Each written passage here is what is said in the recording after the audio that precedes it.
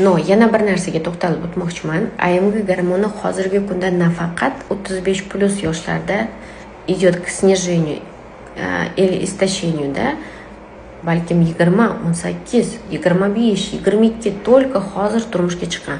Men kuzatayotgan ayollar 95-yildan 2005-yilgacha judayam ko'p ayollarda u yillarda nima bo'lgan bilmayman.